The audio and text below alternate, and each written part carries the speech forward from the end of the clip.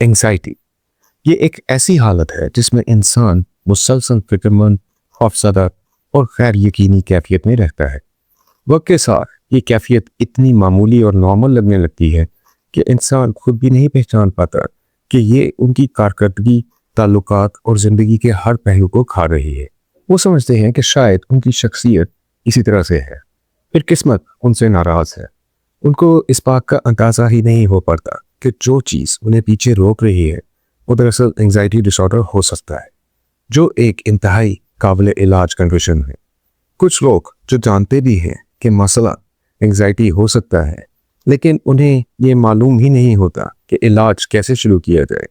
वो किसी काउंसलर से रब्ता करें, किसी साइकोलॉजिस्ट से या किसी साइकियाट्रिस्ट से, और वो खुद अपने तौर पर क्या कर सकते हैं।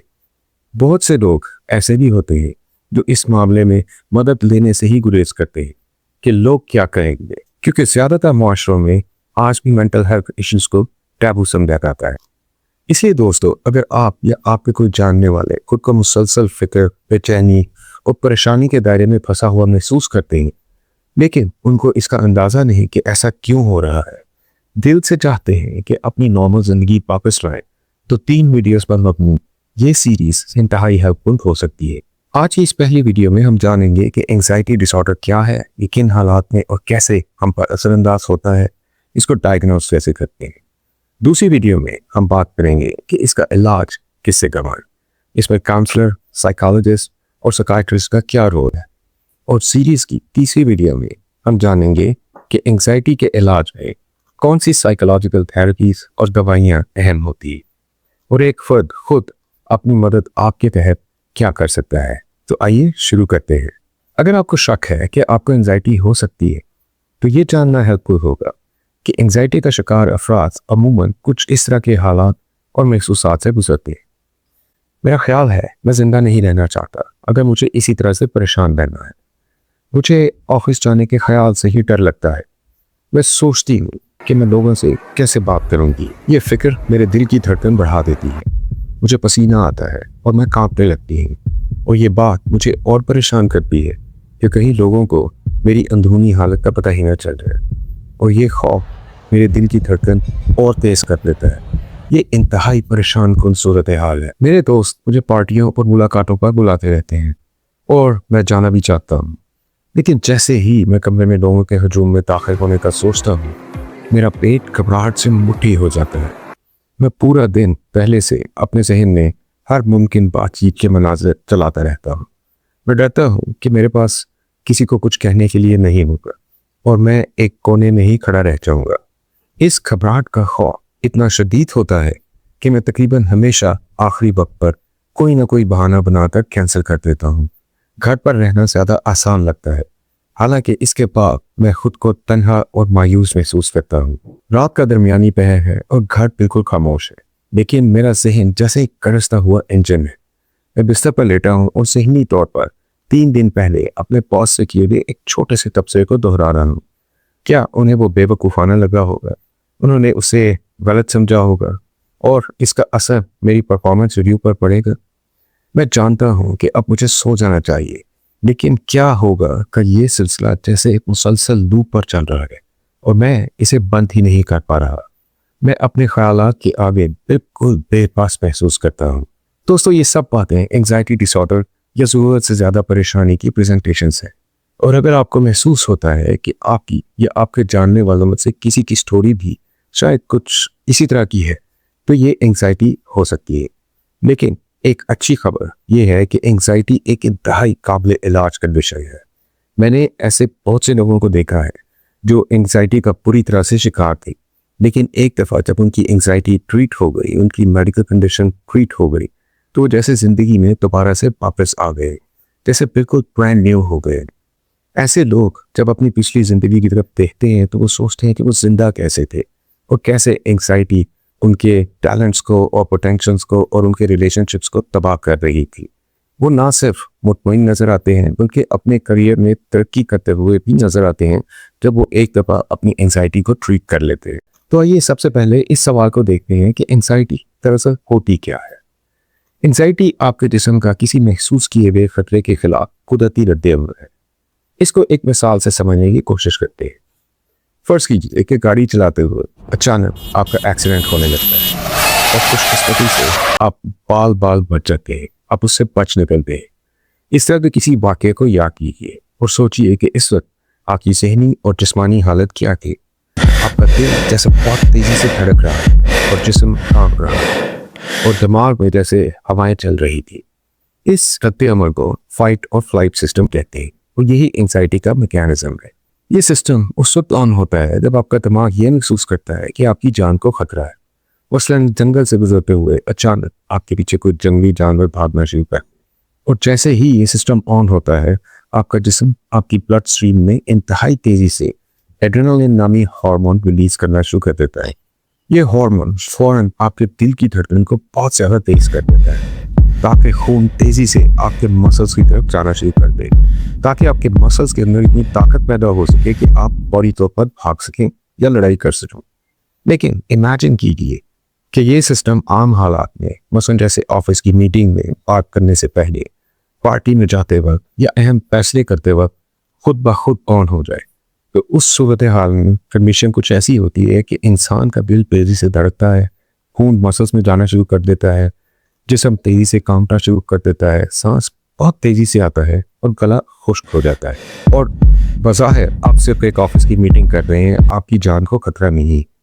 यहाँ इस बात का खौफ कि कहीं लोगों को आपकी अंदरूनी हालत का न पता चल जाए मज़ीद एंग्जाइटी पैदा करता है और इवेंचुअली इसका शिकार अफराद ऐसी सोशल और फिजिकल सिचुएशंस पर जाने से ही घबराना शुरू कर देते हैं जहाँ ये सिस्टम ऑन होकर एंग्जाइटी ट्रिगर करता है। इस तरह का रिएक्शन बार बार और मामूली बातों पर होना एंग्जाइटी डिसऑर्डर बन जाता है। अब जबकि हम ये समझ रहे हैं कि एंग्जाइटी क्या है, तो यहाँ एक अहम सवाल ये पैदा होता है कि आप कैसे पता चलेगा कि आप जो कुछ तजर्बा कर रहे हैं वो क्लिनिकल एंग्जाइटी है। इसके लिए diagnostic and statistical manual of mental disorder या DSM वो हैंडबुक है जिसे हेल्थ केयर प्रोफेशनल्स ज़हनी सेहत की हालतों की तशख़ीस के लिए इस्तेमाल करते हैं। इसके अलावा और भी सिस्टम्स है, लेकिन सबसे ज़्यादा DSM का ही इस्तेमाल किया जाता है। एंग्जाइटी डिसऑर्डर तब तशख़ीस किया जाता है जब किसी शख्स को 6 माह से ज़्यादा अरसे तक ज़रूरत से ज़्यादा फिक्र और बेचैनी रहती है। रोज़मर्रा की मुख्तलिफ बातों या हालात के बारे में फ़िक्र को कंट्रोल करना मुश्किल हो जाता है और इसके साथ ही साथ इन अलामात में से कम से कम 3 मौजूद हों: बेचैनी या चिड़चिड़ापन, आसानी से थक जाना, तवज्जो में कमी या ज़हन खाली हो जाना, पट्टों में खिंचाव और नींद में खलल यानी सोने या नींद बरकरार रखने में मुश्किल। ये हालत तब क्लिनिकल एंग्जाइटी मानी जाती है जब ये आपकी सोशल लाइफ, जॉब या रोज़मर्रा ज़िंदगी में वाक़ई रुकावट डालने लगे। यहाँ दूसरा अहम सवाल ये पैदा होता है कि एंग्जाइटी आखिर होती ही क्यों है और कौन लोग इसका शिकार और क्यों होते हैं। ये एक अहम सवाल है और लोग अक्सर अपने आप को ब्लेम करते हैं कि शायद मुझ में कोई कमी है, शायद मेरी शख्सियत ही ऐसी है जिसकी वजह से मुझे एंग्जाइटी रहती है। खोजते हैं कि वो दूसरे आम लोगों की तरह क्यों नहीं है, मुझे ही ये शिकायत क्यों है।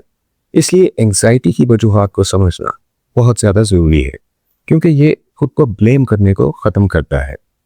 एंग्जाइटी की दरअसल कोई एक वजह नहीं होती, बल्कि ये आमतौर पर कई अवामिल का एक मिक्सचर होता है जो इकट्ठे हो जाते हैं। हम इन्हें 3 अहम पार्ट्स में तकसीम कर सकते हैं, यानी कि बायोलॉजिकल, साइकोलॉजिकल और एनवायरमेंटल। जेनेटिक्स के जरिए एंग्जाइटी खानदानों में चल सकती है। अगर आपका कोई करीबी रिश्तेदार एंग्जाइटी डिसऑर्डर का शिकार है तो आपको इसका खतरा ज़्यादा है, लेकिन ये कोई ऐसी यकीनी बात भी नहीं है। ये बिल्कुल इस तरह से है जैसे खानदानों में ब्लड प्रेशर या डायबिटीज़ वगैरह की प्रीडिस्पोजिशन होती है। जो डीप ब्रेन इमेजिंग से ये पता चलता है कि एंग्जाइटी न्यूरोट्रांसमीटर्स में डिसबैलेंस से मुंसलिक होती है। न्यूरोट्रांसमीटर्स दिमाग के केमिकल मैसेंजर्स या पैगाम दसां हैं और जो न्यूरोट्रांसमीटर्स एंग्जाइटी में किरदार अदा करते हैं उनमें नॉरएपिनेफ्रिन आपका फाइट और फ्लाइट सिस्टम यानी खतरे का एहसास और भागने के रद्द अमल को ऑन करता है। एक और न्यूरोट्रांसमीटर कैबा रिसेप्टर ब्रेक लगाने का काम करता है, आपके दिमाग को स्लो डाउन करता है। इसके अलावा इसमें बहुत अहम रोल सेरोटोनिन और डोपामीन का है जो खुशी और इत्मीनान महसूस कराने का रोल अदा करते हैं और मूड को रेगुलेट करते हैं। जब इन केमिकल्स में अदम तवाज़ुन या डिसबैलेंस पैदा होता है तो दिमाग का अलार्म सिस्टम हर दूसरी बार पर खुद से ऑन हो जाता है और मुसलसल एंजाइटी का एहसास पैदा करता रहता है। अब इस बैलेंस को कैसे रिस्टोर किया जाता है? इसमें एक हैरानकुन बात यह है कि इसमें सबसे ज्यादा अहम रोल आपका अपना है। अगर आप ज्यादा वक्त मनफी सोचते रहते हैं तो ये आपके न्यूरोकेमिकल बैलेंस को डिस्टर्ब करता है, और अगर आप अपनी सोच में मुस्बत तब्दीलियां ले आए तो ये आपके न्यूरोकेमिकल बैलेंस को रिस्टोर करता है। लेकिन जब एंग्जाइटी बहुत ज़्यादा शदीद हो तो इसका इलाज दवाइयों के जरिए किया जाता है। इस पर आज की और अगली वीडियो में तफसील से बात करेंगे। मेडिकल कंडीशन में आपके थायराइड ग्लैंड के मसाइल, दिल की बेतरतीब धड़कन, दमा या एस्मा और यहाँ तक कि क्रॉनिक पेन की एंग्जाइटी की अलामत पैदा कर सकती है या बढ़ा सकती है। इसके अलावा आपकी शख्सियत के कुछ महसूस पहलू भी इसमें इन्वॉल्व होते हैं, मसलन जैसे कि ऐसे परफेक्शनिस्ट अफराद जो आसानी से घबरा जाते हैं, शर्मीले हैं या जिनमें खुद एतमादी की कमी है। सोचने के अंदाज एंजाइटी में बहुत अहम किरदार अदा करते हैं। इसमें कैटास्ट्रोफाइजिंग यानी हर बात में बदतरीन नतीजा सोचने का रुझान, चीज़ों को ब्लैक एंड वाइट या हाँ और ना के अंदाज में देखना और मुसलसल मनफी सेल्फ टॉक करना, ये सब आदतें वक्त के साथ बनती हैं और अक्सर हम ये रवैये जिंदगी भर ना चाहते हुए और ना जानते हुए अपने माहौल में मौजूद अहम अफराद से सीखते रहते हैं। माहौलियाती अवामिल, आपकी ज़िंदगी के तजर्बात या ट्रॉमा का भी इसमें एक अहम किरदार है। वालिदैन की तरफ से एक हाई प्रेशर, अनसर्टन, तनकीदी माहौल में परवरिश पाना भी दिमाग को चौकन्ना और खौफ के लिए तैयार करता है। इसमें जिस्मानी, जज्बाती, जिनसी एब्यूज़ या वालिदैन का बच्चों को नज़रअंदाज करने का रुझान भी अहम किरदार अदा करता है। इसके अलावा हाई प्रेशर वर्क एनवायरनमेंट में काम करना, मुसलसल माली मुश्किलात, एब्यूसिव रिलेशनशिप्स या ख़ानदान के किसी बीमार अफराद की देखभाल भी आपके इसाबी निज़ाम को मुसलसल हाई अलर्ट की हालत में रख सकता है और आखिरकार इसे एंग्जाइटी डिसऑर्डर में बदल सकता है। ज़िंदगी की अहम तब्दीलियाँ, यहाँ तक कि मुस्बत तब्दीलियाँ जैसे शादी, बच्चे की पैदाइश, नई नौकरी शुरू करना, ये बड़े दबाव है जो एंग्जाइटी को मुतहर्रिक कर सकते हैं। अक्सर एंग्जाइटी कई चीज़ों के मिलने से होती है। अगर आप में जेनेटिक रुझान है और फिर कोई हाई प्रेशर जॉब या ट्रॉमा हो जाए तो एंग्जाइटी ट्रिगर हो सकती है। लेकिन यहाँ ये याद रखना बहुत ज़रूरी है कि ये आपकी गलती हरगिज़ नहीं है और इस बात को समझना इलाज का पहला स्टेप है। ये जानकर आपको हौसला होगा कि एंग्जाइटी डिसऑर्डर दुनिया भर में सबसे ज़्यादा आम और काबिल इलाज ज़हनी सेहत का मसला है। नॉर्थ अमेरिका में तकरीबन 30% लोग जिंदगी में कभी ना कभी इसका सामना करते हैं। यूरोप में ये शरह 5 से 12% तक है, जबकि स्कैंडिनेवियन ममालिक में बेहतर सोशल सपोर्ट की वजह से ये 3 से 7% तक ही रहती है।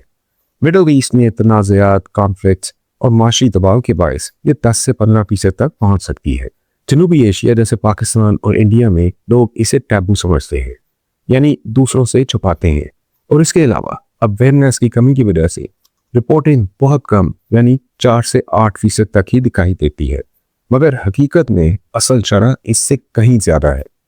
बॉटम लाइन ये है कि एंग्जाइटी एक आलमी मसला है और अगर आप इससे गुजर रहे हैं तो आप अकेले नहीं हैं, बल्कि एक बहुत बड़ी आलमी बरादरी का हिस्सा है।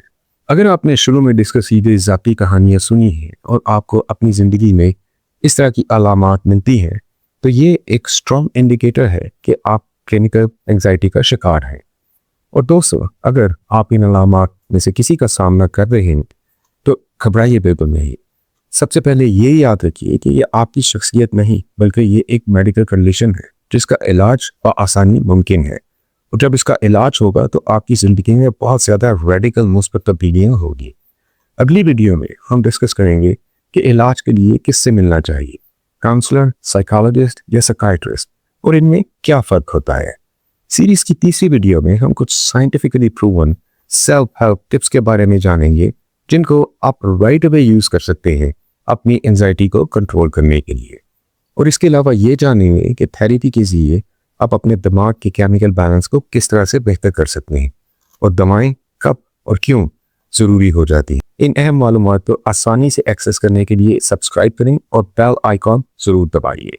याद रखिए कि एंजाइटी आपकी शख्सियत नहीं है बल्कि ये एक काबिल इलाज मेडिकल कंडीशन है।